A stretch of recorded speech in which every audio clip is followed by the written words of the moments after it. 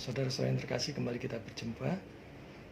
Mari kita buka firman Tuhan dari Galatia pasal 4 ayat 16. Galatia 4 ayatnya yang ke-16.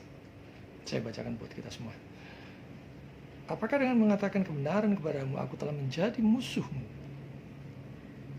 Ini renungan yang patut kita renungkan dengan dalam ya. Karena mengingat akhir-akhir ini negara kita seringkali dilanda permusuhan karena hoaks, karena ujaran kebencian dan sebagainya dan sebagainya. Bahkan di antara sesama orang percaya. Kita tidak ngomong orang antar beda agama dan sebagainya, tapi fokus kita coba lihat sesama orang percaya. Dan kemudian nanti kita meningkat kepada orang yang belum mempunyai iman percaya kepada Kristus. Nah, saudara-saudara yang terkasih, kebenaran itu menyakitkan. Banyak orang yang harus tersingkir karena berani menyatakan kebenaran. Terlebih lagi terhadap mereka yang berani mengatakan yang sebenarnya sehubungan dengan kecenderungan suatu pengajaran yang telah kita anut, yang telah kita percaya sebagai suatu kebenaran turun-temurun dan begitu lama mengakar. Dan karakter orang-orang yang sebenarnya telah menyesatkan kita. Padahal ini sudah kita anggap sebagai suatu kebenaran turun-temurun yang begitu lama. Nah, bagaimana kita memperlakukan orang yang menyatakan kebenaran kepada kita yang sesuai dengan firman Tuhan? Apakah kita tidak suka? Apakah kita membencinya? Apakah kita memutuskan pertemanan, persahabatan, persaudaraan dengan dia? Dan kita perlu ingat bahwa menolak kebenaran di dalam Kristus sama dengan menolak Allah sendiri. Dialah yang peduli akan keselamatan kita. Karena itu dia mati di atas kayu salib. Dan kasihnya yang terbesar itu tidak akan pernah tergantikan. Tidak akan pernah ada yang mampu bisa mengalahkan kasihnya yang begitu besar ini.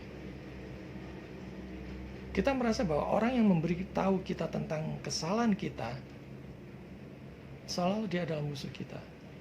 Kita memperlakukannya dengan dingin, tidak suka, mungkin malah makin menjauhinya. Alasannya, dia sudah memberi kita rasa sakit, mungkin itu menyakitkan buat kita. Dan kita tidak dapat memiliki rasa sakit yang diberikan kepada kita. Bahkan kita seolah-olah sebenarnya tersandung oleh batu yang kita letakkan sendiri. Nah, begitulah sifat manusia. Dan tidak membutuhkan, di mana mereka tidak membutuhkan sedikit anugerah bagi kita untuk mengatasi ini. Kita seolah-olah dibutakan, ditutup oleh kebencian kita, oleh ketidaksukaan kita, oleh sakit hati kita. Dan menganggap orang yang memberitahu kita tentang kebenaran, khususnya yang sesuai dengan firman Tuhan, tentang kesalahan kita atau kesalahan keluarga kita, kita anggap sebagai musuh kita. Tidak kita anggap sebagai teman ataupun sahabat yang setia bagi kita. Kita lebih senang disanjung. Tapi kemudian kita menyusut dengan rasa sakit ketimbang untuk bertobat. Kita menjadi terasing dari dia yang setia menegur kita karena kesalahan-kesalahan kita yang mungkin tidak kita sadari.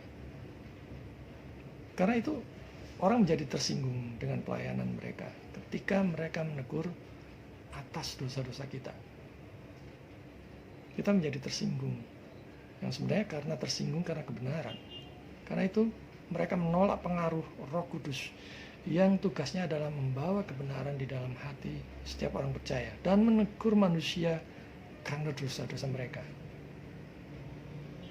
Saudara-saudara yang terkasih, kasih yang mantap dan tak tergoyahkan adalah saat di mana orang yang dengan setia memberitahu kita tentang suatu kebenaran di setiap saat, ketika kebenaran itu terasa menyakitkan. Namun sebenarnya dia adalah seorang teman yang terbaik bagi kita. Mereka menghargai kesalahan yang dapat membahayakan keselamatan kita. Mereka begitu peduli sebenarnya. Dan ini adalah persahabatan yang paling murni, yang paling setia, yang seharusnya kita hargai, yang seharusnya terus kita jaga erat baik-baik. Dan memang sejak seseorang percaya kepada Yesus sebagai satu-satunya Tuhan dan Juru Selamat pribadinya, ia menjadi musuh seteru iblis. Dan sulit menerima kenyataan dan kebenaran pada saat seseorang mulai diprovokasi oleh si jahat. Dengan berbagai macam cara, strategi yang digunakan untuk menjatuhkan iman percaya seseorang. Nah, teman terbaik adalah mereka yang berani menyatakan kebenaran di saat kita terlena oleh sanjungan, di saat-saat kritis, sebelum kita jatuh, sebelum kita binasa.